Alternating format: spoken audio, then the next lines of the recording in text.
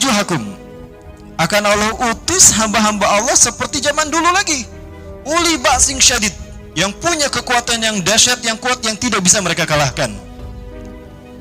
Liyasu wujuhakum, agar memuramkan wajah Israel, wajah Zionis Yahudi, wajah Zionis Yahudi yang telah melakukan kerusakan di muka bumi, terutama di Masjidil Aqsa tadi. Waliyutabbiru ma'alau tadbira, dan agar menghabiskan mereka sehabis-habisnya. Wa kana wa'dan maf'ula, dan Allahu Akbar, Allahu Akbar, Allahu Akbar, Allahu Akbar. Pesta terasa, hancur raga tapi bukan jiwanya. Tak perlu kau mengerti, cukuplah miliki hati nurani. Berhentilah larut dalam duka. Nah, baik para mulai mati Allah. Nah, nabi-nabi yang Allah utus di tengah-tengah mereka bukannya untuk didengar, diimani, dan diikuti perintahnya, tapi malah ditentang dan dibunuh. Yuqatilunal anbiya'a bighairil haq. Mereka membunuh para nabi ini dengan cara yang tidak baik. Akibatnya apa? Allah murka pada mereka. Nah, dikirimlah 3 bangsa besar untuk menghukum mereka. Bangsa Mesir, Assyria, dan Kaldani. Dan apa yang terjadi? Hancurlah istana Nabi Daud dan Nabi Sulaiman. Ketika itu, yang tersisa tinggal wailing wall, dinding ratapan. Ya. Para mulai mati Allah. Itu adalah kerusakan yang pertama yang dilakukan oleh mereka. Nah, kerusakan yang kedua yang akan mereka lakukan adalah dalam momentum tidak lama lagi, para Allah, zaman kita. Ya. Allah mengatakan kepada mereka kalau mereka akan berkuasa kembali di muka bumi. Ya, "Tsumma radadna lakumul karrata 'alaihim wa amdadnakum bi amali wa banin." Surat Al-Isra ayat ke-6 kalau tidak salah. Tsumma, kemudian radadna, kami kembalikan, 'alaihim, atas mereka, karrotan, kekuasaan, al-karrah, kekuasaan untuk menguasai kembali Al-Aqsa, Palestina, wa amdadnakum, dan kami kuatkan kalian dengan harta yang banyak. Pasca Holocaust mengalir uang bantuan dari seluruh negara Eropa, Amerika, Prancis, Inggris, Jerman, Belanda, Belgia, mengalir semua ke, terutama Jerman ya, ke Israel sebagai kompensasi karena mereka korban terbanyak dari Perang Dunia Kedua. Wabanin, dan banyak pasukan yang dikirim ke tengah-tengah mereka untuk membantu mereka. Ya. Waja'alnakum athana nafira, dan kami jadikan kalian bangsa yang besar, itu kata Allah Subhanahu wa taala. Nah, itu adalah kesempatan kedua mereka melakukan kerusakan di muka bumi. Nah, Rasulullah SAW menyebutkan bahwa mereka kemudian akan melakukan kerusakan dengan membuat sesuatu yang bisa menjadi sambutan dari mereka, sebagai cara mereka menyambut Tuhan yang mereka sembah selain Allah. Siapa? Dajjal. Dajjal yang akan mereka sambut itu mereka sebut Mesaya. Ya, tidak lama lagi mereka meyakini Mesaya ini akan datang. Maka bagaimanapun juga status Yerusalem harus sah menjadi milik mereka. Maka dibuatlah propaganda agar Yerusalem jatuh ke tangan mereka. Maka menggunakan moncongnya PBB, menggunakan mulutnya PBB, diputuskan kalau Palestina dan Israel akan dibagi dua. Yerusalem akan diserahkan menjadi ibu kota Israel, Ramallah akan diberikan pada Palestina. Pada saat itulah tidak akan ada lagi konflik kalau itu diterima. Nah, perempuan yang dirahmati Allah, tentu keputusan ini menyakiti kita umat Islam, bukan hanya menyakiti hati kaum muslimin Palestina. Kenapa? Karena Masjidil Aqsa, Yerusalem, Al-Quds bukan milik Palestina, tapi milik umat Islam seluruh dunia. Nah, perempuan Allah, sebetulnya apa yang diinginkan Israel?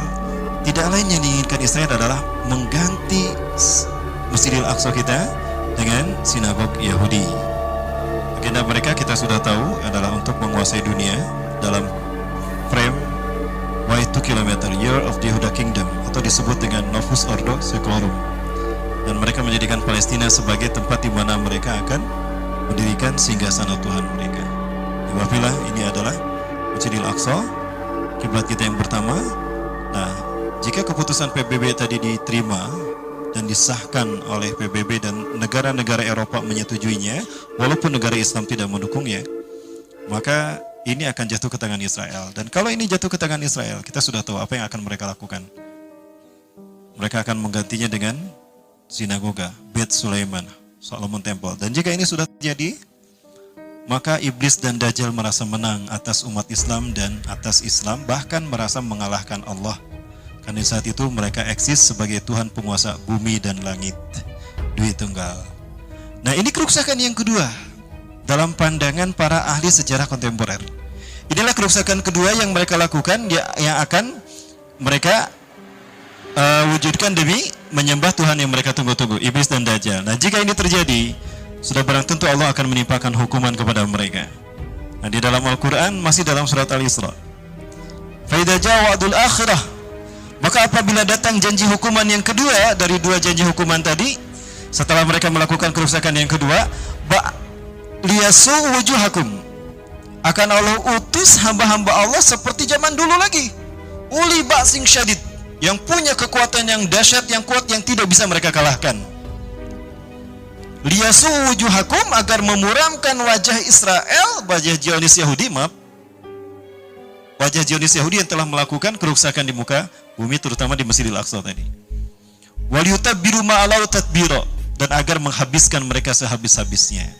Wa kana wa'dan maf'ula, dan janji Allah itu pasti terlaksana. Ya, para sekalian. Nah, penambah Allah, janji hukuman itu kapan akan terjadi? Nah, Rasulullah menyebutkan di dalam sebuah hadisnya, innakum satuqatiluna liyahuda walau yahtabi'u miwar syajar wa hajar taqulu syajar wa hajar ya muslim ya mu'min ta'al fil wara'il uqtulhu. Sungguh kalian akan memerangi bangsa Yahudi sampai pun mereka akan bersembunyi di balik batu dan pohon. Ketika mereka bersembunyi di balik batu dan pohon berkata, "Hei muslim mu'min, sini dia. Ini di belakangku ada yang Yahudi. Bunuhlah dia. Illa gorkot, kecuali pohon gorkot, karena gorkot adalah pohonnya Yahudi." Ini nubuah yang Allah sampaikan di dalam Al-Quran, kemudian ditegaskan oleh Rasulullah SAW. Jadi hadis Rasulullah yang menerangkan tentang ini menjadi mu'akkad, penguat terhadap nubuah yang Allah sampaikan. Nah, maka inilah yang disebut dengan nubuah Rasulullah, tanda kebenaran Nabi Rasulullah SAW sebagai Nabi dan Rasulullah. Imafilah, pernah kami bahas di permuslian tentang kapan bangsa Yahudi ini akan dihukum Allah. Tadi ayatnya sudah saya sampaikan. Nah, yang pertama surat Al-Isra ayat ke-4.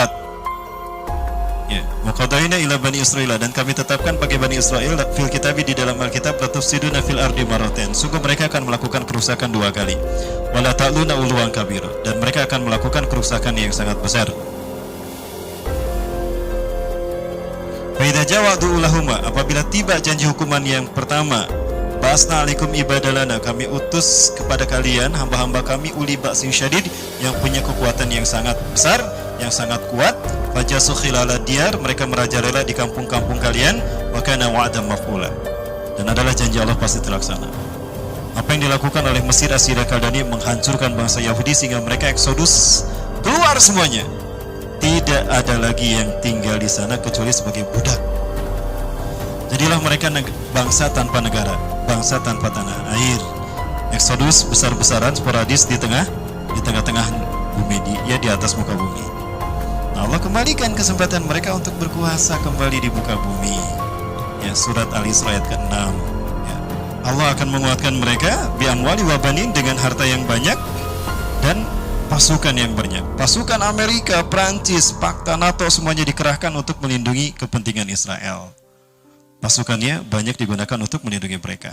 Terbukti apa yang Allah firmankan. Nah, berikutnya Allah nyatakan, fa idza jawadul akhirah, maka apabila tiba hukuman yang kedua, setelah Allah menyatakan, in ahsantum li anfusikum, apabila kalian berbuat baik, tentu kebaikan itu akan kembali pada diri kalian. Wa in asa'tum, dan jika kalian berbuat buruk, falaha, maka keburukan itu akan menimpa kalian. Apa itu? Fa idza jawadul akhirah, apabila tiba janji hukuman yang kedua, liyasu wujuhakum, untuk memburamkan wajah kalian, akan datang bangsa-bangsa yang akan kembali menghukum mereka. Para ulama ahli tafsir itu menyebutkan bangsa yang akan menghukum mereka tidak lebih adalah bangsa yang dulu menghancurkan mereka. Ya, datangnya kembali Israel mendirikan sebuah negara membuat mereka membalaskan dendam mereka pada 3 bangsa besar ini. Mesir dihancurkan menggunakan tangan Abdul Fattah As-Sisi yang berakidah Syiah. Kemudian juga Irak digulingkan karena difitnah Saddam Hussein membantu Al-Qaeda dan menyembunyikan sejuta pembunuhan massal. Walaupun pada akhirnya mereka mengaku kalau mereka tidak bersalah. Saddam Hussein tidak menyimpan nuklir dan tidak pernah terlibat dengan Al-Qaeda, dan Al-Qaeda tidak bertanggung jawab atas penghancuran WTC. Tapi mereka sudah mengeksekusi mati Saddam Hussein dan mereka membantai ribuan kaum muslimin di Fallujah, di Baghdad, di Robi'ah. Ada datanya di sini para hamba Allah. Nah, inilah kejahatan yang mereka lakukan. Ya, sehingga mereka bisa masuk dan balas dendam mereka kepada Mesir. Assyria, Suriah. Mereka gunakan untuk menghancurkan umat Islam dengan tangan Bashar Assad. Ya. Selanjutnya mereka yang tadi saya sampaikan akan melakukan penghancuran Masjidil Aqsa, yang mana kita tahu Masjidil Aqsa ini adalah kiblat kita yang pertama yang akan mereka ganti, mereka rubah dengan sinagoga atau Haikal Sulaiman atau Bait Sulaiman para Allah. Ada satu pandangan yang menarik dari seorang doktor pakar ilmu Quran dan ahli bahasa serta ahli sejarah. Dia bernama Dr. Bassam Nahjar. Beliau menukilkan beberapa hal yang menjadi sebuah aksioma, ya, pandangan, bukan aksioma, pandangan terkait dengan kehancuran Israel. Beliau melihat seolah-olah ada nubuah dari Rasulullah, ada nubuah dari Allah kalau Israel ini akan hancur di tahun 2022. Asumsi yang dibangunnya berdasarkan beberapa hal yang sifatnya ilmiah memang. Ya. Nah, Syekh Bassam Nahjar ini adalah dari Jaror. Beliau tinggal di Ramallah, Palestina, dan beliau menjadi dosen mu'alimat di Universitas Ramallah. Dan juga beliau ini juga pernah mengajar di Universitas Damaskus, ya, internasional di Suriah. Nah, pulang ke tanah airnya di Ramallah, beliau mengajar di kuliah mu'alimat, kuliah perempuan, mengajarkan tentang tafsir Quran, mengajarkan tentang ilmu-ilmu hadis dan sejarah. Nah, beliau mencatat berdasarkan matematika Quran dan nubuah Quraniyah yang disampaikan Allah dan Rasulnya, berdasarkan hadis juga, disusunlah beberapa poin yang menjadi alasan dia mengatakan Israel akan hancur 2022. Yang pertama, pada tanggal 15 Mei 1948, Israel memproklamarkan diri sebagai negara yang merdeka. Ya, proklamir ini adalah fakta bahwa Israel mengambil alih tanah kaum muslimin dan mendirikan negara di atas tanah milik umat Islam, Palestina. Nah, pada saat itu, para yang dirahmati Allah, seorang wanita Yahudi masuk ke rumahnya penyair Arab, penyair Irak, berkebangsaan Arab. Dia masuk ke dalam rumah Ahmad Ar-Rasyid ini dan menangis. Kepada wanita tua Yahudi ini, Ar-Rasyid berkata, "Ya jadda lima tabkin, afalam takun liqaumika baladun." Wahai ibu, wahai nenek, kenapa Anda menangis? Bukankah kaum Anda, bangsa Anda sekarang punya negara? Apa kata sang nenek? Benar apa yang dikatakannya.